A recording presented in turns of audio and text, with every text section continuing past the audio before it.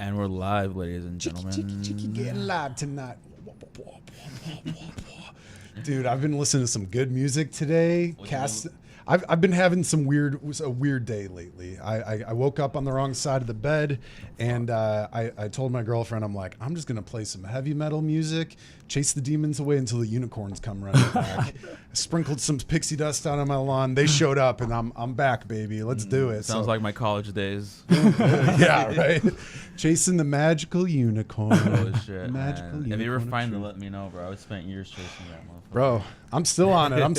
I'm that leprechaun I'm trying to get, man. Jesus I already Christ, got the man. gold. I want to know where the gold's at, baby. Fuck, Trying to get myself some grills these days. Well, everybody, welcome to Hawkwind's Radio Picture Show, where we stream live every Wednesday night from Q4 Radio here in the beautiful city of Chicago, Illinois. Oh, yeah. We are so glad to have you guys on board tonight. If you've never been to the show, welcome. We're so glad to have you. This is a show by Chicagoans, for Chicago arts and entertainment and media. We are the beautiful underbelly of Chicago's art scene and a platform for artists to come out, show their stuff, talk about the things that made them who they are, and talk about some fun events going on in the city. If you are an artist yourself, or if you know an artist who would like to be a part of the show, please let us know. Reach out to us, hit us up with a DM, let us know what you're into. We've had a little bit of everything on board here. We've had puppeteers, we've had filmmakers, we've had musicians, we've had party creators, we've had Professional wrestlers. pro wrestlers, baby. Dominatrixes. Ooh, yeah. Yeah, I had those at my party. Dominatrix. Yeah. I've been It's spanked and shocked a few times. Yeah. Jay's been cattle prodded, a little bit of everything, man. man. It gets hot and kinky in here. That is for sure. But yeah, man, we're so excited to have you guys on board. And again, if you like the show, please hit like, hit subscribe, share it. And at the end of the show, maybe check out some of our other episodes as well. Again, we are a platform for Chicago arts and entertainment. You never know. You might find your next favorite artist or your new friend just by following us along. We got a lot of cool stuff in store for you guys. So stay tuned. We got a lot of fun coming up, especially for today's show. But before we get to today's show, Jay Smooth, what's up with you, baby? Oh, not much, man. Still chasing that unicorn? Still chasing that unicorn, man. I had a dream that I was a leprechaun the other day. Yeah? And I went to the end of the rainbow to find my gold, but it turns out it was already stolen by other people. Damn. Kind of like my ancestors' land. Yeah. Sheesh. You could say the same for the leprechauns too, man. Yikes. What is your pot of gold at the end of the rainbow, man? Oh man, it's Pot? Maybe you just found your empty bowl at the end of your trip. I just found my original bong that I bought. It was a 3-foot bong that I bought a long time ago, and then I had a party and somebody broke it. Oh no. It was But the you best found thing it again? ever. And then in my dreams, I found it again. Damn. Someday we'll be reunited. Right? You might find a new one. You might find you might find a newer model, just Wow. like Leonardo DiCaprio. Oh, under fucking 25. Yeah, exactly. A new year model. It was a 3-foot bong and it had 2 chambers, so I can get double high. Hey, that's killing 2 birds with 1 stone, baby. 1 stoner. Hey, waka waka. What about you, bro? What you been doing this past week, bro? I've been good, man. I got out of the city of Chicago for a little bit, and it was so relieving, man. It's so cool to get out of the city just for a weekend, just to feel that pressure off your shoulders, man. You just pile on pile of people. It was cool. Just get off the grid. Got up to Wisconsin. Enjoyed a little lake weekend for my friend Leah. Happy birthday, Leah. Mwah, I love you. Leah got us these nice fancy hats here too. That's my good friend Leah and Dominic. Thank you guys for having us. No, dude, it was fun. Got up to the lake, did some lake life, got too much sunburn. I brought my whip. Bro's looking like me now. Yeah, dude. I wasn't fighting with these lights here today, trying to. I'm not looking like Casper, the friendly ghost, in here anymore, Shit, man. But no, dude, it was cool. I brought the whip up. People were practicing the whip, having some fun with my girl Lynn. Yeah, man, it was a good time, really good time. It was Leah's. It was a funeral for her 20s. She just turned 30, so R.I.P. to her 20s. R.I.P. Does it hurt to turn 30? It hurts a lot, Jay Smooth. Let me tell you. Heartache, hangovers, and gravity hit a lot harder with each decade, with each year, I should say. So my balls are going to be underneath my fucking knees now? They're going to look like yo-yos by the end of this decade, bro. I'm telling you. Okay, maybe not that much, but bro. Maybe like the spinning tops at Sox Park, but they'll be drooping. But yeah, man, life is good. Life is good. Something I saw last week was a group of people. They were all doing yo-yo stuff. Like they were all in a circle, just yo-yoing, and I thought to myself, that is the whitest thing I've ever seen. Oh, dude, did you ever have the yo-yo guy come to your school growing up? No. Oh, dude, let me talk you back to the honkiest shit. I went to public school. You guys were kicking rocks, not playing with yo-yos. We had milk crates as basketballs. Hey, okay. The yo-yo guy. We used to have this guy. It was the yo-yo guy. He was like a professional yo-yoist, and he'd come out and do like a demonstration. Here's walking the dog, and then at the end of it, he's like, "Look at all the yo-yos you kids can buy now." And then he would just steal all of our lunch money because everyone would want to buy some yo-yos. I got kind of good at the yo-yo though. That was one of those like stupid life hack thing, or not life hack, but little fun trick that I learned as a kid. Did it get me anywhere in life? Not as far as a whip, I'll tell you that. I'm kidding. I'm kidding. Whoa. Hey, no. Come down there, buddy. I'm using it for art purposes. It's 2025. Make whips great. I'm kidding. I'm kidding. I'm totally kidding. Make yo-yos great again. No, the yo-yo man. One of my favorite memories of the yo-yo man was I was in like 6th or 7th grade, and I remember walking into like the upper level class. And they're like, "Oh, like we got to line up, everybody. The yo-yo guy is here." And one of the older kids was like, "Oh, the yo-yo guy? I fucking hate the yo-yo guy. Not this guy again." Because they'd bring this guy back every year, and he's always trying to sell his shitty yo-yos. But hey, man's got to make a living, you know. Everyone's got to hustle, bro. Yeah. You know what they say about the yo-yo business, right? What? It's got its ups and downs. Oh my God. Welcome to Hawk Wins, guys, where dad jokes rule. Oh, man. Well, we have a Dad really jokes. I barely know her. Try harder. Bonk. But no, guys, we have a really awesome show for you guys tonight. I'm super excited to have him on board. Here on the show tonight, we have Eric Boss, who is a former IT recruiter turned nightlife professional. He's a mental health advocate and the chief marketing officer for Aloha Construction. Everybody, please welcome to the show, Eric Boss Platt. Thank you for having me, guys. It's amazing. It was so hard for me not to talk while you guys were talking. I wanted to jump in so many times. You're here now, brother. Let's do it. Let's get to the chops, man. Well, first off, I commend you're very good on the mic. I aspire to be like that because I just started, and you are great. So it's a lot of nicotine and caffeine. How long have you been doing it for? I've had a microphone in front of my face since I was a kid. Okay. I'm a middle kid, so I just attention, give it to me. I saw you're an actor too, right? Yeah, I do a lot of acting, so. and I have a lot of background in. I used to be a bingo host and a karaoke host, a trivia. I've never heard that before. Yeah, I'm a J of all terms, a KJ, DJ, a lot of J's. It just goes to show not that a BJ. All that practice and anything, you're going to get better at it, and you're like a pro. So I appreciate it, brother. Thank you very much. Thank you very much.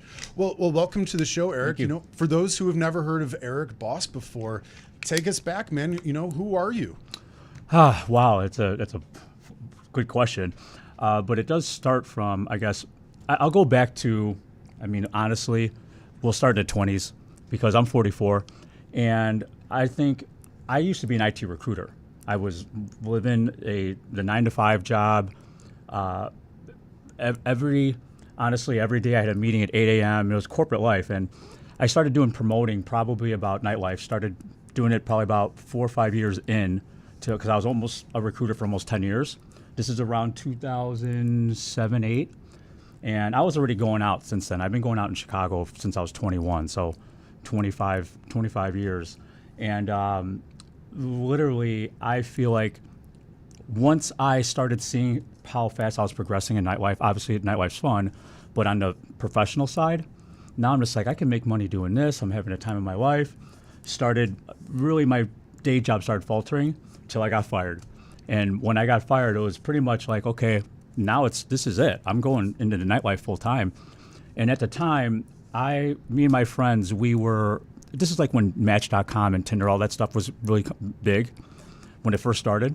We thought of a website we called it nightlifeunite.com.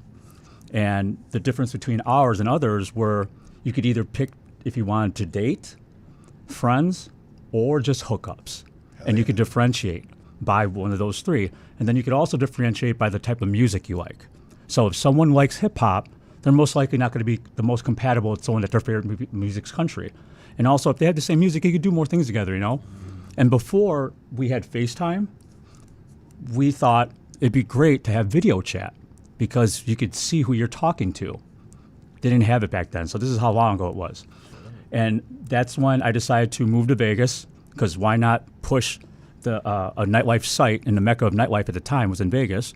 Now it's Miami. And went out there, and this is what it reminds me of, because when I was out there, I actually did a Vegas radio show talking about nightlifeunite.com. And it was the only radio show I've ever done, but it's exactly the same feeling. And I was doing really great out there. I mean, fast forward, I mean, that whole year in Vegas, I could write a book on it. It was just how amazing and how dangerous and crazy and wild it was. But I decided to, because my dad got sick, I already had multiple different problems with him, and I decided to come back home. And when I came back home, my best friend, shout out Joey G, he got me, he was a manager at all these different clubs, Spy Bar, Level, Proof, all these clubs that are gone now except for Spy Bar. But he basically had a job for me at this club called The Mid. I don't know if you guys ever heard of The Mid. Mm-hmm. It was probably one of the most prominent clubs back in 2015, 16. And it was, an eighth of what I was making in Vegas, but I had bonus incentives and stuff like that. But salary-wise, it was a huge pay cut. I remember, I haven't thought about this in a while, but I remember like budgeting so bad where I was getting like pizzas from 7-Eleven, $5, just eating like shit, but like just cheap, just not spending any. I didn't have any money, and that's where it started. And I was a promotions manager there. Then we opened up Prism. I was doing promotions for both clubs at the same time, and then I started getting more management positions. And I was a manager at this place called the Underground. That was one of the biggest clubs at one time. They're gone now. Electric Hotel, I was the first manager there. I was an operating partner at Mansion on Rush. That used to be a Japanese fine dining restaurant that I turned into a club on the other side, this lounge. It's where my party started, called House and Sushi. I don't know if you guys saw any of my stuff, but House and Sushi is a pretty, I guess, iconic party because it was on Modern MBA. It's a huge YouTube channel, like 1.6 million views. And I got a ton of, so many opportunities from that. So many people just really appreciating what I do, because I'm not your typical promoter. I used to be. A typical promoter is like, hey, come to my table, drink for free. I get paid $5 a head for that, whatever I get paid for that. And there's not really like an experience except for what's going on around you, right? The actual promoter's not doing anything really. They might be fucking doing some bad stuff, trying to give them drugs. They might be trying whatever. And I've done that too. But what I do is I create experiences, and I wish I didn't have, I wouldn't say I wish because I choose what I do, but it's, right now I do one party a week. At a time I had 4 different parties, 4 different concepts, 4 different clubs, 4 nights a week. Wow. And each one had different little intricacies that made it different than the last. And where I just focus now, especially my Fox's Wild Party, I focus on interaction. Like, we touch every single guest that walks through that door, whether it be I'm blowing bubbles in your face, I'm handing you a sparkler, one of my girls is handing you candy. Shout out Kaya, Jazz, you guys are amazing. Those are my 2 Foxes. But that is pretty much now, I scaled back where it's just one night a week, nightlife party, and now Chief Marketing Officer for Law Construction. And I'm just have my hand in as many things as possible, because strike where the iron's hot, right? And my goals right now, they revolve around money, and I need to make as much money as possible. And what's great is that since I've cut everything out, no distractions. I don't really go out with my friends. I don't party. No girls, except for this last one. I'll talk about that on the pod on this episode. But since because in life, I used to progress like this, right? I'm a hard worker, but I always had distractions. Now that I have no distractions and all I do is take care of my mom, and she's the only one I talk to pretty much every day, I'm going like that, in 2.5 years. So it's like, I think whatever you want to focus on, the more you sacrifice, the faster you're going to get there. And it's just logic, and that's what I've been doing now. And now you're running your own podcast as well. The Yeah. How'd You Get Here podcast? Yeah. How'd you get here, man? Shout out Sarah. Sarah Fracas is my co-host. And it's just amazing because my best friend, Joey, he actually came to me with the idea. And it was going to be me and him. And then I'm thinking to myself, I'm like, we need a girl. And then I'm thinking to myself, we need a girl with a huge following that's pretty, that can talk, And she fell. I mean, I already knew her for years, but we asked her and she said, yeah, let's do it. And then so now this was going to be a podcast of 3 of us. And as we started progressing more, I was getting mad at Joey because he's my best friend. I could tell him whatever the fuck I want. I'm just like, dude, I need you to contribute. If you're not going to contribute, it's like we got to, and it would definitely would affect my relationship with him too. And I just made it clear and honest with him. Like, if you need to really think about if this is something you could do, because me and Sarah, we're fucking beasts. Like, we're machines. And he is too. He's not as much as he was when he was in the club industry, but now he's got 2 girls. He's married. Shout out Kelly. He's probably yelling at you right now. But I mean, he doesn't have that same tenacity like we do, and he definitely did at one point. But you need that. You need that if you're trying to progress in anything. You want to make anything successful. Sure, you could be successful if you want to. If you're just going to gradually go along, lollygag, but you're going to get there faster if you work your ass off, or if you work smarter. And that requires time, effort, and energy.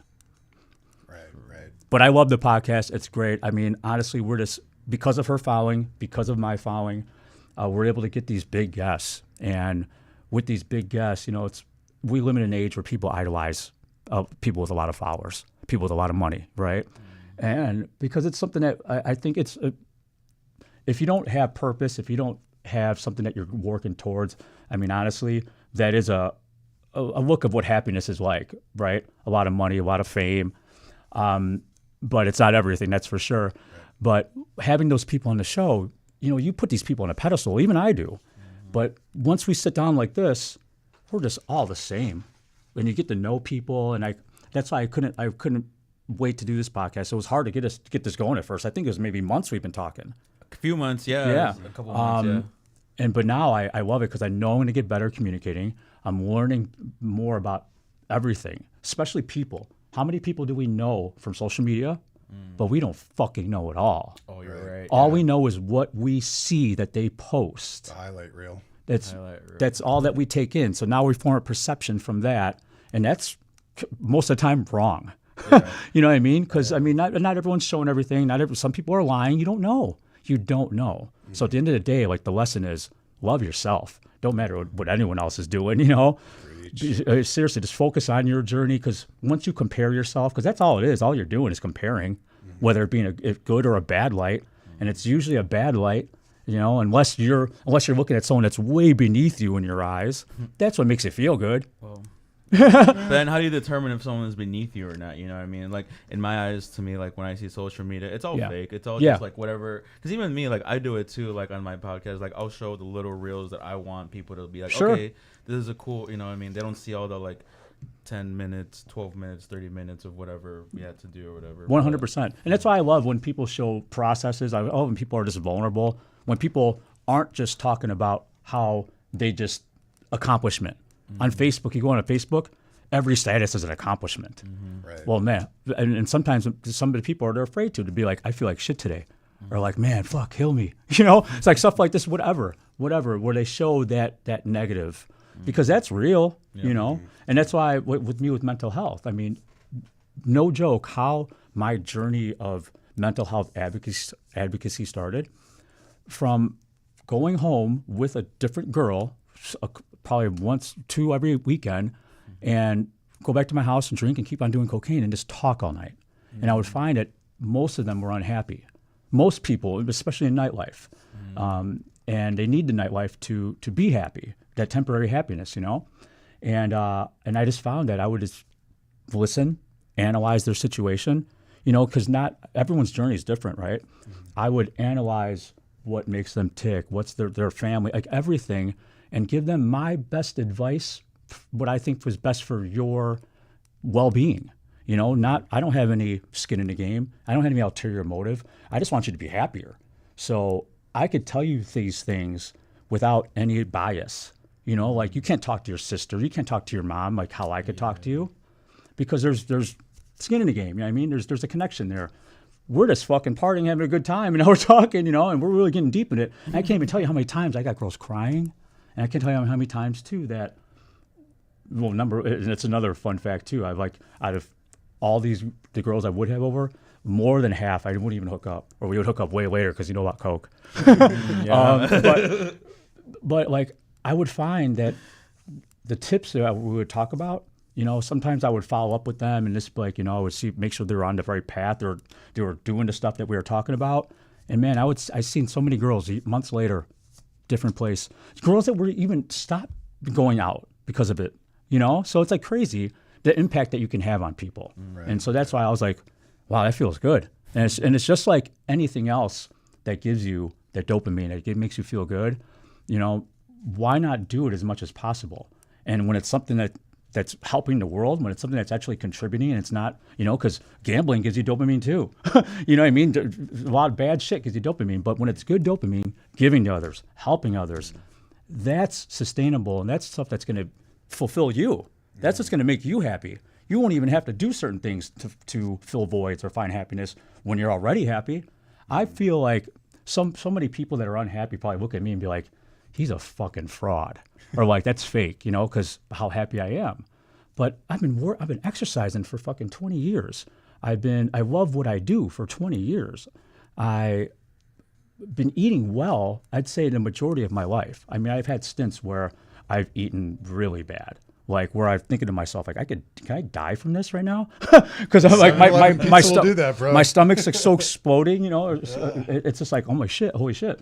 But generally I eat pretty healthy, and people don't realize is that, man, it's undoubtedly the main source of diseases, undoubtedly, but also just your well-being, your mental state, your emotions, your definitely your appearance, definitely your physical health. But what people don't realize is that they've done studies, and I've even done my own research, where I will eat clean. I'm talking all natural foods, right, for weeks at a time. And then I'll go a couple, 3-4 days in a row just eating garbage. I'm talking fast food a couple times a day, all sweets. What most Americans do normally, a lot of Americans do normally. And they don't understand how much of a difference, number one, obviously the appearance, but how much just your body feels terrible compared to not eating like that. Mm-hmm. And just your mindset, the things you think about. Like there was this one, I'm going to butcher it right now, but it was a Dr. Amen. He's like a psychiatrist, but he does a lot of these studies. And he did one where he would basically give these type of foods that were known to cause depression. And he's like, okay, let's take one of these out and see how you look and how you feel and assess it. And I think it was corn. The one that they left corn, and the guy had suicidal thoughts within like 20 minutes. And this is like someone that's, this is a doctor that's scanned thousands of brains. So he's like, okay, we got to stop corn, and it was crazy. But you don't realize that, because number one, people just live through life and they're not even mentally aware, right, let alone assess how they feel after they ate that donut. Right. People don't do that. Right. But hopefully right now, me talking to you guys fucking do that. Yeah. But I'm serious. It makes a huge difference. It makes a huge difference. And right now, I pretty much only eat all natural foods unless I do cheat a little bit. But even then, like kind of makes me, I hate it, because now I don't eat certain things with certain people. I don't go out to dinner certain times because I know how I'm going to feel. I know what I'm going to do. Once I start eating like shit, that whole night, whenever I leave you, I'm going home. I'm going to get Dunkin' Donuts. That's just who I am. I'm all or nothing. And so I just know what's better for me. Right. And that stuff, I think, especially in America, I don't think Americans are very aware of just how much processed shit is in it, how much of this is really just affecting your day-to-day basis. And social media doesn't really help either, you know, like you were saying. And I think that's something that I think is really important to also touch on with the idea of the podcast, of like a long format podcast. You really get to know somebody. You really get to know the length of it. You don't just get the highlight reel. Hey, I'm feeling great today. Look at this great selfie. You know, you can really get into some things. You could talk about things that are bothering people. I think vulnerability is something that maybe we should be talking about more. You know, like you were saying, it would save a lot of lives. Sure would. And I was hoping maybe you could talk a little bit about, you know, with the current politics, not to get too political, but do you think we're heading in the right direction? People are starting to be a little more aware of their healthy choices. And I mean, even bringing back like the presidential fitness test. What's your take on that? I think I've seen, but again, this is like, I think what everyone's guilty of. My answer to your question is only based on what I see, only my environment, only what I see on the news, only what I see on social media. So unless you're actually in it, on the forefront, or you're actually in that industry, I can't say educatedly. I think from my perspective, from what, like I said, my environment, I definitely see a lot more people more aware, you know, posting like some of the stuff about food dyes and all that stuff, you know, because at the end of the day, literally almost everything is bad for you. Yeah. Literally. And it sucks because, I mean, what the fuck are we going to do? But in other countries, man, it's not the same. Like, they will eat natural foods as a norm. You know, over here, we eat processed foods as a norm. It's a world of difference. So, and you'll see that people that eat regular food as a norm, they're healthier, they're happier, they look better. They live longer. The evidence is there, you know, but I think what the problem is that the temptation and the taste and convenience of it. Yeah, too. it's just it overpowers. It overpowers to the point where it's deadly. It's fucked up. It's like, but it's also because it's a long-term deadly. It's not something that like. Do you think if they ate a Big Mac, if they died in 3 days, you think people would be eating Big Macs? No, it's because it's fucking, all it does is shorten your lifespan, where if you're eating well, you're going farther, you know, but you don't know where that date's at. And what's really crazy about it too is that you can't pinpoint it, you know, so it's a luck of the draw no matter what. But I do know that you probably have better chances. You look better, you'll feel better. So to me, that's more important. But I wasn't always like that. I feel like just like anyone in life, you're going to mature, and it depends on what areas. Like if I had a friend of mine that died in drunk driving accident, I'm going to mature more in that area. I'm going to think about that a little bit more. People that haven't had that happen to them, they're reckless until something bad happens. You know, and it's the same thing with food. The same thing with everything. So I feel like, man, everyone should think about it more, exercise more. It's so funny. It sounds cheesy as fuck, but like, I'm so happy that I just want everyone else to feel how I feel. And I know that I've done these things, and I know that I've not, how I feel. I know when I haven't, I know how I feel. I just analyze everything. And then I see other people, but they're not the norm, right? Because I think I saw some statistic that like only 28% of Americans exercise. That's wild. That's wild, right? You know what else is wild? Only 15% of smokers get lung cancer. And I'm like, whoa. What a crock of shit. Damn. I'm Give me some of that. I'm good to quit though. But and then again, it matters on person to person. It's like, so that doesn't mean that, because some people could never smoke in their life and they get lung cancer. So it's like, at the end of the day, you just have to do what makes you happy and just be aware and make a change once it starts becoming a problem. Because that's the main problem. I think a lot of people, when it becomes a problem, you just it's so much harder to put in work and effort, and do something when you're just so comfortable and used to doing something else. It's so much harder, and it takes time and consistency and patience and all these things.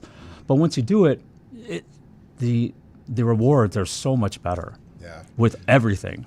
I think it's really admirable for you to be vulnerable and be open to talk about, mental health. And, there's so much going on, especially in today with social media and this and that. And kind of to touch on what you were saying, unless if something bad happens to you, you're not really aware of the situation or like how bad it could be. And I was hoping maybe you can touch on a little bit of like, you hear all these people saying they have, dare I say it, ghetto fatigue. And I'm not saying that by any race. I've never or even heard of religion. that. Oh, like it doesn't matter what race or religion. People will say ghetto fatigue. Like there's white ghetto where there's like crackheads stealing catalytic converters off of like hardworking people, or there's you live down the block from gang shootings that happen every night. I think a lot of the environment that people are in can also affect their mental health. I don't think people are really one to meant to live on top of each other with so many people in a building. And and going back to what we were saying about like the food and everything, like if you don't have a good grocery store in your neighborhood, that's McDonald's or wherever, that's your number one go-to. I was hoping maybe you can talk a little bit about that. Do you think that the environment, maybe living in a busy city for some people, might affect their mental health? Oh, 1,000%. We are products of our environment. We're products of our upbringing. We're products of the people that we surround ourselves with.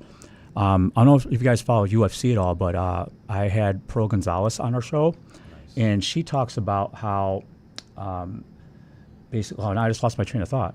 We're talking about products of the environment. That's a fucking blooper right there. I hate when that happens. What's in that pen, dude? No, I know it's definitely weed, but wow. We were talking about the environmental, mental health. Oh, the 5 people that you surround yourself with, they say like that's who you're going to be like. And she quoted Jim Rohn, and like those 5 people, they don't have to be humans. They could be a person you watch a podcast. Like I feel like I don't have any mental health training. I'm intelligent as fuck because I'm Asian, but I just watched podcasts. I watched Jordan Peterson. I watched Dr. Joe Dispenza. I watched Lee Howes, I think it is. I mean, so many. And if you follow me on social media, I post a different one all the time. And not only have I just watched them, I watch them over and over. Because if you just see something once, because this is from marketing, they say, I don't know how this would be proven, but they say like you have to see something like 9 times before it actually goes into your subconscious mind. And so that's why I will, for my party, everyone thinks I'm crazy, but I post once a day on my story about my party. And there's just so many reasons. Like I think about everything. I optimize everything. But you have to repetition, so anything that you say to yourself over and over, that's going to give you, that's how it's going to help you. And then your environment, like we were talking about, if you're doing the same thing all the time, that's what you're influenced by. And so even if a Whole Foods dropped in that part where you were talking about, you're used to going to McDonald's, so it's anything you want to change in life, it starts with the intention. And that intention, recognizing it usually doesn't happen until something bad happens, like we talked about. Right. Or it's a consequence of time. Yeah. It's your behavior in a way too, of like, holding yourself accountable for certain things and making the choices. But, it's hard because you get desensitized to things. Growing up in Chicago, you hear about a shooting every other night on the news, and it's like, people who come and visit us, they'll hear on the news like 9-month-old baby caught in the crossfire, and they're like, oh my God. And it's like, 3rd time this week. Yeah. No, 100%. Let's turn on Jeopardy, Not that I watch Jeopardy. Yeah, it's a norm though. It's a norm now, for sure. It's sad too, man. I think that it's one of the biggest problems with America is people just become desensitized to just the reality of how bad things are, and they're just normalizing it. And maybe it comes down to education too. Nelson Mandela, I believe, said, the greatest weapon you can ever give somebody is knowledge. And I think that's something that a lot of people are lacking these days, the knowledge to make those right decisions and to go get help for their mental health and to behave and be a cooperative partner of society, Well, that's why I love doing these podcasts, because no matter who's on our show, I end up talking about mental health in some capacity. I just gravitate towards that. Like, that's just what I like to talk about.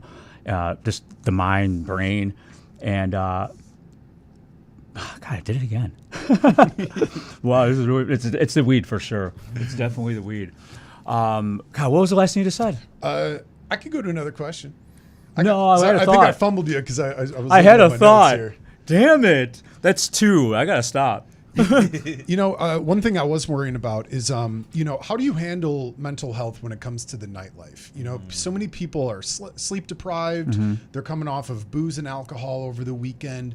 What do you think is the biggest hurdle for people to do, and maybe what's the best way to cope with all of that? I have people messaging me every day, and it comes down to balance and moderation. No matter what, if you are, let's say you're partying a couple times a week, you have to, with the rest of that time, you have to have some balance. When I say balance, I mean exercising. I say this till I'm blue in the face. Eating better, loving what you do for work is really huge, because we all work. Half our lives are spent working. And Brian Tracy, a motivational speaker, he said, if you don't love your job, get out of it like it's a burning house, because it's the highway to depression. And I try to tell people to scale back, because a lot of times people, they're doing it to escapism. They're not in a good place, and it's really easy to do that, because once you go out and you're in the club and you're having fun, you don't think about any of your problems, and it's definitely a great, in the music and good looking people and debauchery, it's all great, but it's so temporary. And some people I never see, and that's why it was always hard for me to relate, because I never had that, like the next day where I would get depressed, or even like my body. I found when I lived in Vegas, I found that my hangover cure was ice water. I would just down ice water, and I was good. I'd exercise that day, and I'd work all day.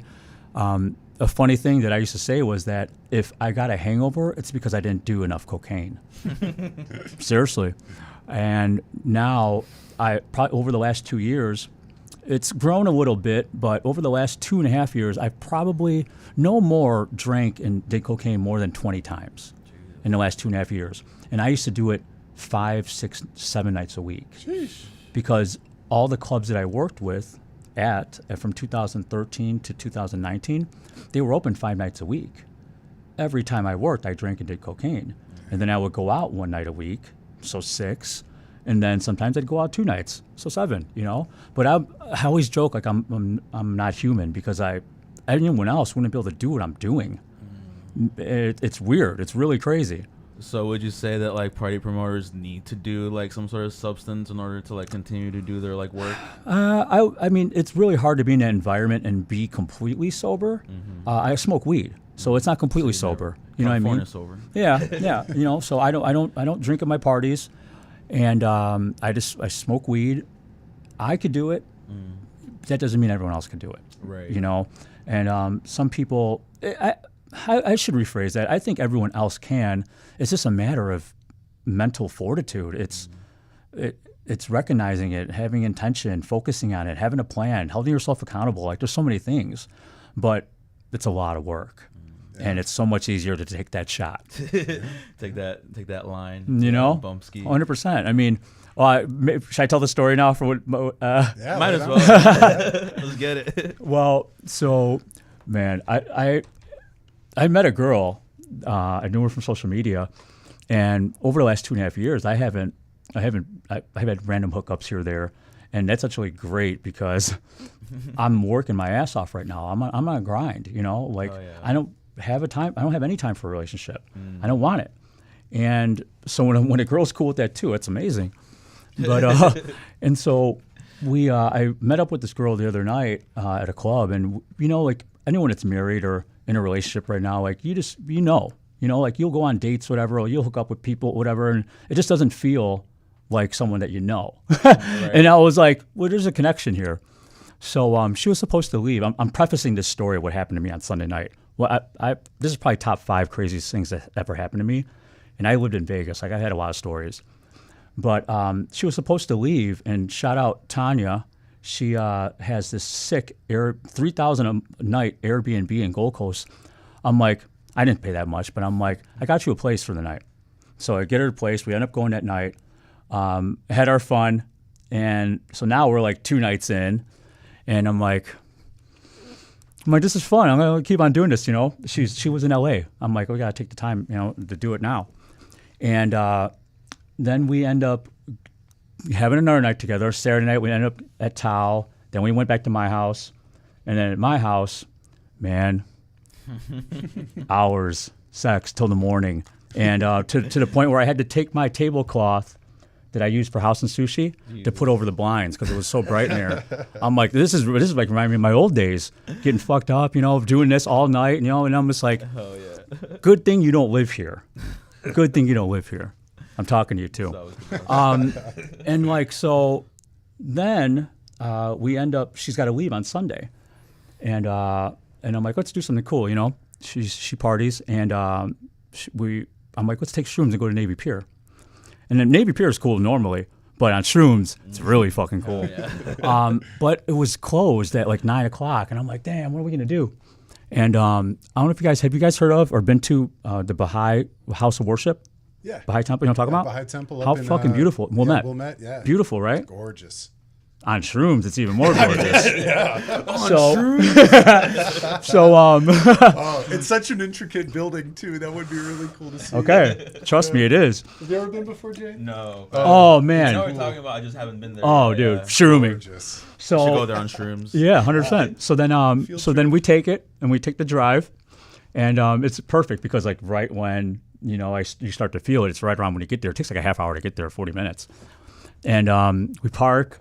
And we're walking around the place, and this is now we're feeling it now, and I just love the feeling of shrooms.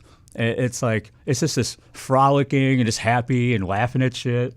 And we decide to chill down in the grass, and it's so funny. We did so many goofy ass shit, but we started messing around a little bit, and I had to stop each time. I'm just like, this is like sacrilegious. This is a fucking, it's like it's 7 church. different religions at the place. Yeah, and it's I'm open like, to all religions. Yeah, which is the thing. And I'm like, this isn't even right. And I'm like, we could probably get arrested too. I'm like, no. I'm like, we could wait. And all of a sudden she's like, there's someone there, and I'm like, I look, there's nobody there. And when you're shrooming, you see, you don't know. It's God. And it's dark. And it was dark. And it was really dark. I mean, I could barely see that. I could barely see. So I walk out there and I'm just creeped out. When you're shrooming, everything is different. Nothing's normal. And so I'm like, there's no one there. I'm like, let's go. So we're doing cartwheels. I'm doing kung fu shit in the grass. And also I'm like, all right, let's go to the beach. And I actually saw the guy who walked by, and I guess it was probably like the groundsman, like the key, whatever. But when we start walking to the beach, and a whole bunch of other goofy shit happened, but the craziest part of the story is that we go to the beach, and it was pitch black out there, and it was awesome, really cool. We start to hook up, and till all of a sudden, boom, a spotlight on us. No. And this is when I'm inside of her. I get up really quick. I pull up my pants. My pants were down beneath my ankles.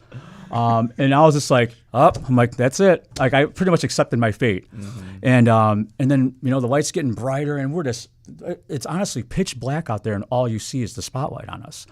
And then you see like the cherries, and I'm like, oh man. I'm like, well, this is a cool way to get arrested. But then all of a sudden, like as we're kind of waiting, the light goes away, the cherries go away, and we're like, it wasn't for us. Oh shit. But like we were like, if you were looking at the light, but the light was so far away, like it was like in the, that maybe they didn't even see us or didn't even care, whatever. So we get out of there, we're walking out, we're like, holy fuck, like we thought we were done for, like because we were right by the Coast Guard. It's like the Coast Guard station over there, and I don't think you could be doing that over there anyway. And we actually walked by there was like a fireman out there or ambulance and stuff, and we're just like, is everything all right? Because I feel like they probably didn't even see us, or I don't know. I wish the story ended with like something crazy, but it was literally we left there, drove home, and it was like, wow, got home because once you get home from when you're shrooming, you're in your safe space. Mm-hmm. Like is that the whole time that you're shrooming and you're out someplace, there's a little bit of anxiety. You know what I mean? There's like a fear where anything could happen. Like you could get arrested or whatever, in an accident. Home, and it was just like, whew. So that was my story, guys. Quick question: did you nut on the beach? No. Fun fact about me, it's really hard for me to nut. Yeah. Yeah, especially with drugs. I was But gonna say I have so much cocaine, man. Yeah. You ever done a lot of cocaine before? no, 100%. Fuck. Yeah, dude. it sucks. It's a great thing, because I could You can go for hours. Yeah, but sometimes the girl gets a little mad because the girl is just like she feels inadequate. Are you done yet? Yeah, or whatever. fuck? Yeah. And sex on the beach is way easier said than done. There's a lot of sand. Oh at the yeah, beach, there's folks. sand I'm over trying my to- place right now. There's still sand all over my place right now. I'm like, whatever. I don't even care. It was worth it. The herpes of the nature world. That shit I wonder how stays many forever. fucking people are watch that right or saw that right now. We have- We got Look, a good amount. the chat's Yeah. going on right now, right? Chat is going on. Oh, I Yeah, haven't we looked can at it check yet. the chat if you That's want. so funny. Yeah, we got a lot of people tuning in. Are you serious? Yeah. Unwanted. What was that? Unwanted sperm cell. They said, "Where the gang Eric at?" Oh my God, Yeah, this is we got a funny. lot of people tuning in. Thanks for the comments, guys. If you guys got any questions My for first Eric, wild please foxes. let us know. Oh, that's awesome. I can't read that right now. Got a lot of homies tuning in, man. Yeah, no, I told everyone. That's one thing I am is I'm fucking persistent. Like I drop ego. Like I know everyone's got their own lives, right? And I'm the only one that's nonstop on my phone working. And I just know that certain things are proven because I've thrown over 400 parties in the last 4 years. Things that are proven to work, and I get on people. I'm just like, about promoting. It's logic that like when you share something, right? More people see it. And with the more people that see something, the more people that are likely to go. My whole job is to fill that party. And so I can't do it on my own. But if I have all the people that are involved in the party helping me, we create a fucking great experience, and we do every week. And if I didn't say it again, I said it before, I know I did, but Kaya and Jazz, they are my two foxes. So my party was supposed to be called Coyote Ugly. There was actually a Coyote Ugly in Chicago years ago. And you guys saw the movie, right? Oh yeah. Yeah. So I'm just like, okay, I'm going to do Coyote Ugly. And I get contacted by a former Coyote in Chicago, and she's like, you better change it. Like, you're going to get sued. Yeah, right. So it's trademarked. I said, this girl's got like fucking 500 trademarks. From like the picture in the movie, like the outfits. Like, I didn't even know you could trademark all that shit. So, and I looked her up. She's sued people for millions of dollars. I'm like, I'm out of here, like. So I don't know how it came out, but I just thought about something that could be marketable, that we could like dress up in foxes, and then Girls Gone Wild. And so Foxes Wild. Oh, and now it's a thing. It's 2 years, and like I said, it's an experience.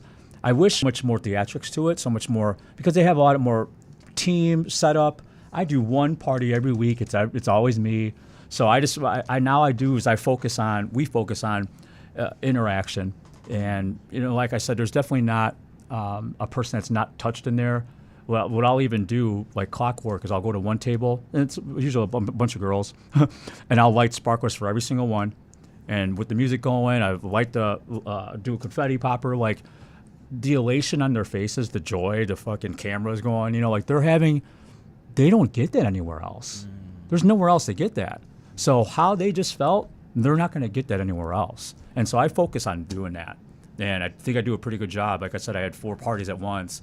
But I just had to, now with my new goals of trying to make more money, like I could do this stuff till I die, but it's not going to make me rich. So now I incorporate the non-nightlife stuff. With all the parties and all the stuff you've promoted so far up to now, what's like one piece of advice that you would give like a younger person trying to do like their first event or trying to promote their first party or whatever? I get that question a lot, and I love helping people too, because like we've talked about before, it just makes me feel good. It grows me as an individual. And it helps me too, because now that I just help someone without expecting anything in return, number one, I'm releasing oxytocin, they're releasing oxytocin, but now they're going to be more willing to help me. No matter what I ask, or even don't even ask, they help. Because I would honestly say, with social media nowadays, it's getting the eyes, as many people to see it as possible. And you could do that with viral videos, because no matter what your product is, no matter what you're trying to do, and if it involves getting people or to buy it, to come to it, it's logic. It's numbers game. If you show 10 million people of something and you show 1,000 people of something, you're going to get a lot more people. It's just logic. So that's why I've even gotten to the point where one time I would post the same story twice in a row, and I would tag. The most you could do is tag 20 in each one, and then I would even, if they didn't message it, if they didn't share it on their own, I'd be like, I'm in their inbox. Everyone's laughing right now because I'm in their inbox. Like, can you share this, please? And then if they don't respond, I do the praying hands. If they don't respond again, I do the dog fucking. I have all different things, but I will annoy the fuck out of you. I'd rather be persistent and annoying, than basically non-existent and forgotten. It's just how it is. You get what you go for, what you want, and at the end of the day, they could tell me no, and I've had that, but.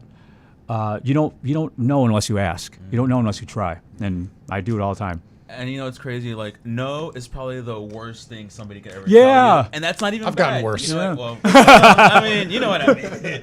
A rejection is probably the worst thing you can get, and that's not even like it's not like the end of your life. You know what I mean? Right. So that's really, it really hits home when you say that kind of stuff. No, trust me, because I've had that problem with. I think I've had that problem with girls all my life, where this the fear of rejection. So I wouldn't make a move, or I wouldn't, And the worst that could happen. I mean, yeah, you could have worse. They could punch you, whatever. But the no, right? That's the worst that's going to happen, and you don't know unless you try. And once you do try, whatever it is that you're afraid to do, once you do try it, now you gain momentum. Now you get a little bit more confident. And then what's even better is when, obviously it's great when it goes right, but when it doesn't go right, now you learn from that failure. That's a little failure. When it's a success, it's a little win. And those stack up too, but it's always great when you do have that loss, because it humbles you. It really makes you put things in perspective, because there's been times where I've had months of sick parties. I'm talking, everyone was full, everyone was profitable, and you kind of forget that. You just think that's just how it is. And then I'll have a couple nights where it's like slow. And it's funny that at the end of the day, out of all my parties, like, and shout out, thank you all the DJs, because they're basically promoters for my parties. And I teach them how to do it. I even incentivize them. This one kid, he just got the most. He got the record. He just, Keanu, shout out Keanu. He got like 7 or 8 comp groups to my party. I basically give out a comp bottle and tell you, you have to have this many people, so it fills the party. And once you have a full room, everything falls into place. But I gave him an extra $50 per comp. I'm actually losing money. I'm paying him more than I get paid for the party. This time, it doesn't happen all the time like that. But I incentivize them, and they fill the parties, and it's really great. And I think it's important too, and you really touched on it well, of touching the people, touching the hearts, giving them that experience, because it's one thing to go on Facebook or any social media and promote, but man, when you really touch somebody's heart, that's that human connection that AI is never going to replace, and when they remember you know what I mean? They're not going to remember, they'll remember the time, they'll remember, the experience, but they're always going to remember the way that you made them feel. You just took the words out of my mouth. Right? That's going to be a clip right there. Yeah. No, honestly, that is. I mean, because anything above and beyond. Like when I was a manager and I was training hosts, I would tell the hosts, go above and beyond. Little stuff like when they would seat a table, a bottle service table, I would tell them, introduce the head of the table to the closest security guard. And tell them, like, this is, if you need anything, that's something that nobody does. But that's a huge thing in retrospect, and it's a little thing. And so little stuff like that, I think I'm just trying to think of other examples of that. With security, when we would get people out of the club at the end of the night, I get it. Everyone's different. I get it. Some of those guys are not in good moods or don't like their jobs, but it's a hard job. But it's a huge difference in experience of everyone get the fuck out, or have a great night. Thank you guys for coming. Be safe. Huge difference. Because people only remember usually the first impression or the last impression. Yeah. And that last impression, people are drunk and they don't know. I could talk just to you just like this. And depending on how they feel about themselves, what happened to them that night, they're going to take it how they want to take it.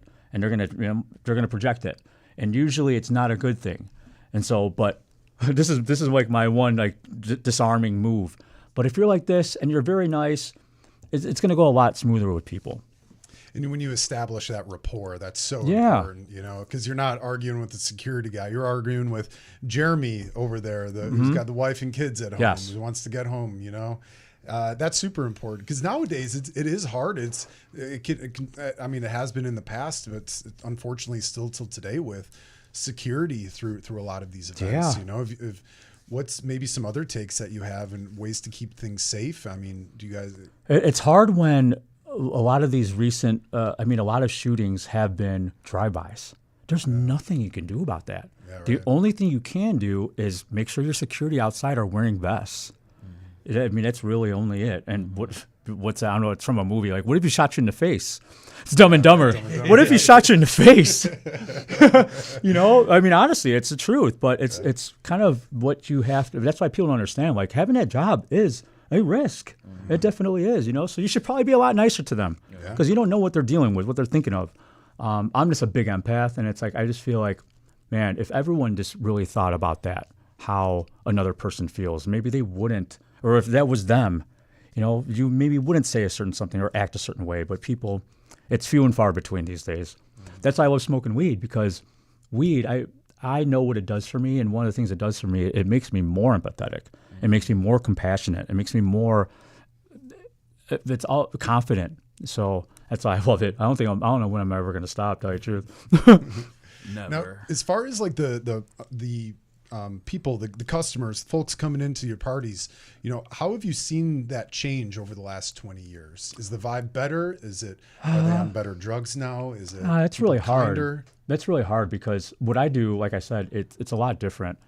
And when I'm analyzing the party itself, I'm looking almost at every single person. If more than half the room's not dancing, I'll tell my DJ, like, you need to change it up. And I'm shout out everyone that works with me because I'm a tyrant. I definitely am. But I just know, I've done it so many times. Right. I just know. I analyze energy, vibe. I look at the room. I'm looking at spaces. Like it's just so, my mind is fucking crazy. But now I lost the thought of the question. What was the question again? Just the scene in general, has it changed much over the last 20 years? No, I really don't think so. I think at the end of the day, it's all young people, having fun. I think definitely after COVID, a lot of things changed. A lot of people that used to go out to the clubs did not anymore. A lot of people. And no, I really think I don't really see much of a change myself because of what I do. I'm implementing executing an experience. It's kind of like a little show. And it'd be different if I was just like maybe a promoter and just kind of, but I'm actually like the maestro, and I'm creating this vibe for people. So it's a lot of the same. This is funny because I never thought about this. So I'm like really analyzing it. It's a lot of the same reactions. It's just joy, screaming. It's not really any different. Like it'd be different if I was just a promoter and I was like analyzing that group of people over there, or I'm creating the experience. What do you think is the weirdest event you've ever put on? Without a doubt, No Tell Hotel.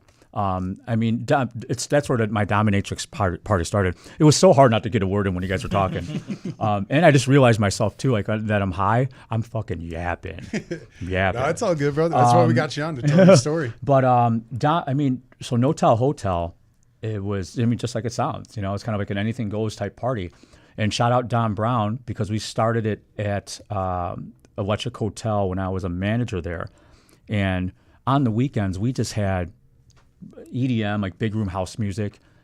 It was, I wouldn't even call it house music. It was just dance music, popular dance music. And then we decided, like, we need a house music night where it's all house music only. And so it started as No Tell Hotel music series. And then once I think I got let go from there, and then COVID happened. Everything was shut down. But when they opened back up, the owner there, who's not there anymore, he came to me. He's like, we want you to come back. And I'm like, I'm never going to be a manager in a club again. And I was after that. And I'm like, but I'll do a party. Actually, no, I wasn't a manager after that. That's when I just started my parties. So I started, as I said, I want to bring No Tell Hotel back.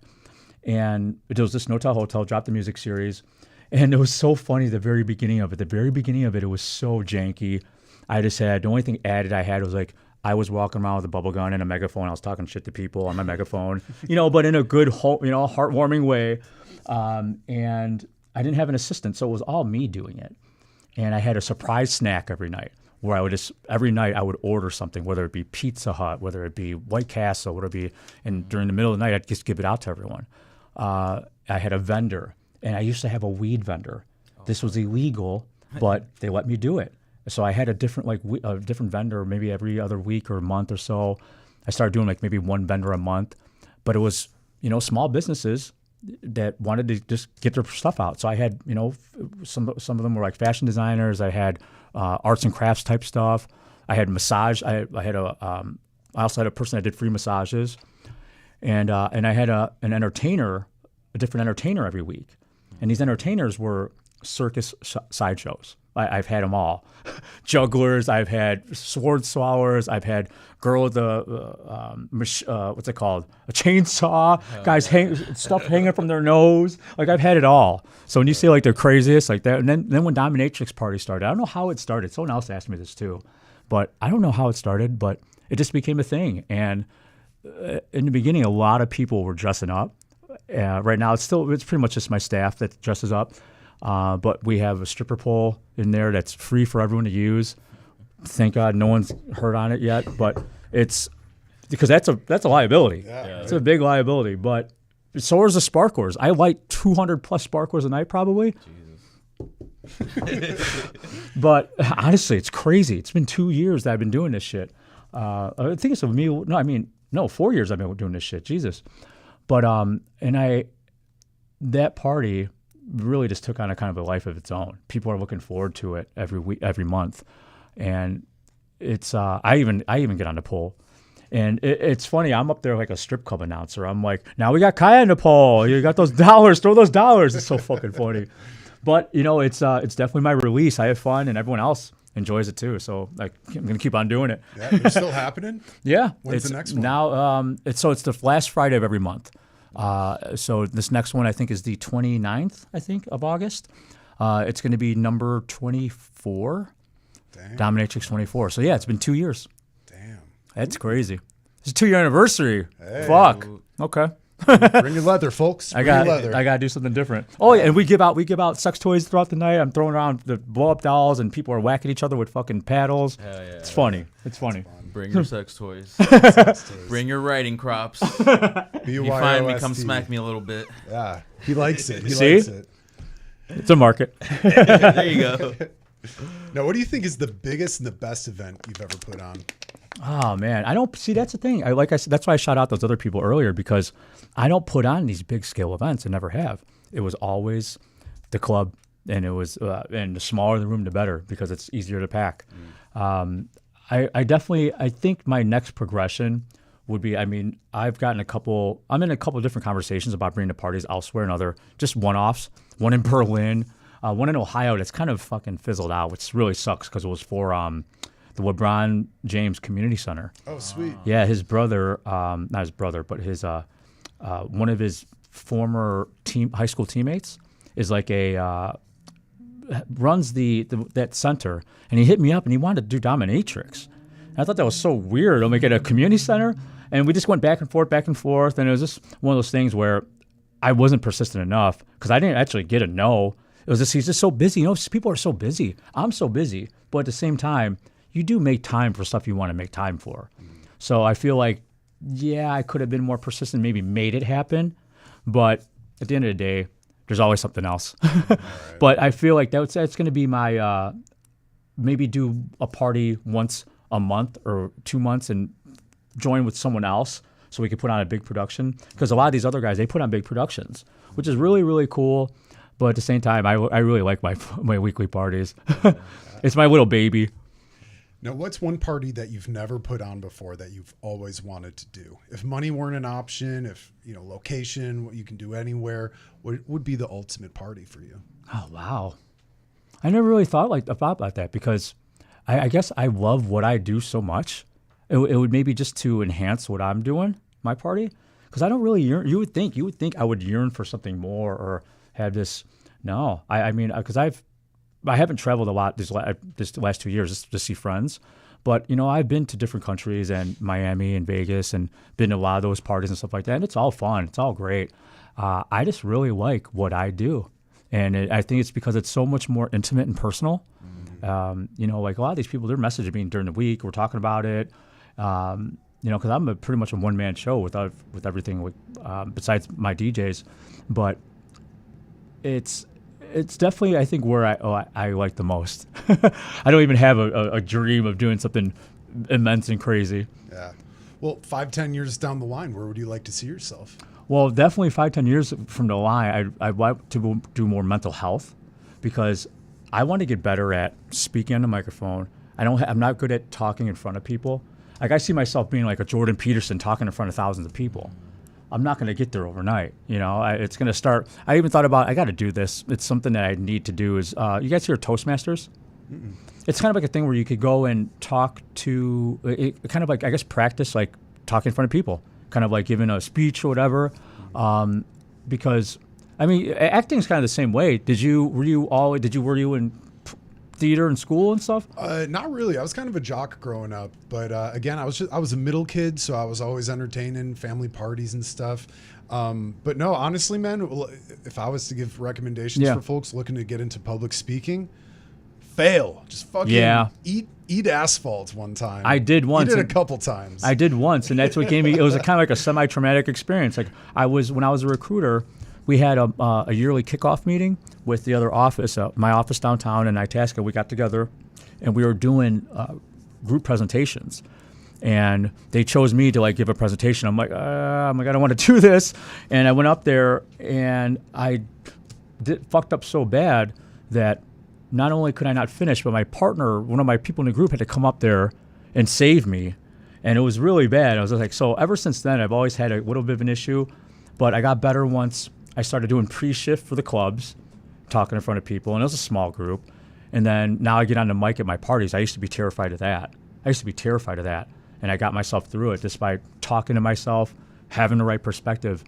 I always say that I want on my tombstone, like, it all comes down to the things you say to yourself and your perspective. No matter what you deal with in life, no matter what happens, my father dies, you have a small problem, it all comes down to what you're saying to yourself, to get through it, to cope, and your perspective. I use the example of getting a job. Like, if you're looking for a job, and I could either say like, man, there's no fucking way I'm going to find a job and not do anything about it, right? You're not going to find a job. But if you say to yourself, I'm going to find a fucking job no matter what, I'm going to do this tomorrow, and you actually put action, and then there's so much other stuff to it, consistency, patience, but that's a total different dynamic. Now you're actually on the path, and you can succeed, you can do something, whereas you're staying in another place, and it's all based on what you said to yourself. It's all based on your perspective on that. Right. And so that's why I try to tell people, man, you could do whatever you want if you have the intention and you focus on it and you fucking work. Right. And the inner thoughts that you mentioned, that's so important to people. And I think that's funny for a lot of public speakers, especially comedians, stand-up comics especially. Like, the jokes are funny, yeah, but it's like the person's internal thoughts are what make it so funny and what makes it unique. Yes. Because like you can go off script, just cuffing, dropping yo-yo lines, but that's all shit ups that you and downs. In. Yeah, but that's all. That's shit I'm practicing in the mirror. Yeah, like telling my girlfriend before I leave. But it's so accurate and just positive affirmations to yourself are so important, man. They're so important. I have a paragraph that I say to myself, and I'll say one of them. I think I said it on another podcast, but one of the things I say to myself, and I do this, I haven't actually done it in a little while because you have to pick a time to do it if you really want to be consistent in it. And I used to do it before I go to the gym. Before I go to the gym, I'll smoke weed, and I'm sitting in my car right before I go in the gym. I start off, I'm looking in the camera right now, I say, I am the best at what I do, but I'm not better than anyone else. I can learn from anyone. I learn from anyone. I get better every fucking day. Yeah, brother. And it's true. And I've said that honestly to myself, in my eyes, dead in my eyes, probably a couple thousand times. I mean, a couple hundred. You're on your David Goggins shit. No, 100%. Awesome. Yeah. He's definitely a role model. But you know what? Like, wow, it's so funny because I didn't plan to be this way, but it definitely, I'm on this path now and it feels right. I'm progressing, helping people. I feel great. It's like, I think to myself sometimes, I'm like, how am I still doing this? Or like, why? I just have this overbearing passion for what I'm doing, everything. Like, I think it was when I was walking up here. And I thought about being on a podcast, because I think at first what I would do is, because now that I have more followers, what I used to do is when I would get approached, because I get approached all the time for podcasts, if they were lower than I thought, I guess, because I don't want to say beneath me, but just like, that wasn't really worth my time, I wouldn't do it. And I think that's maybe why the times I kind of tiptoed with this for a while. But I was on a podcast where a guy told me, he's like, I also heard another motivational speaker say, like, everyone's worth a cup of coffee. And another guy I did a podcast with, he's like, he really put it in perspective. He's like, it only takes one person. A person could have 100 followers, but if one person from those followers see your message and it becomes the next big thing for you, it becomes the next life you save, that's all it takes. And you don't think that there's going to be one person out of all those people that maybe you might touch? Because a lot of times you're going to touch people and you won't even know. Right. But I will get people messaging me later, talk to me years later, and tell me that, like, I've had people tell me that they're alive because of me. Like, that's crazy. Wow. That's fucking powerful. So that, like you said, how you're going to be, how you make people feel, I get that a lot. And so, and that's why I give a lot too. Like, I know what it does for me. It feels really good. When I'm watching fucking Love Island, which I don't, but I'm just using an example, I'm not feeling fucking good. You're a zombie.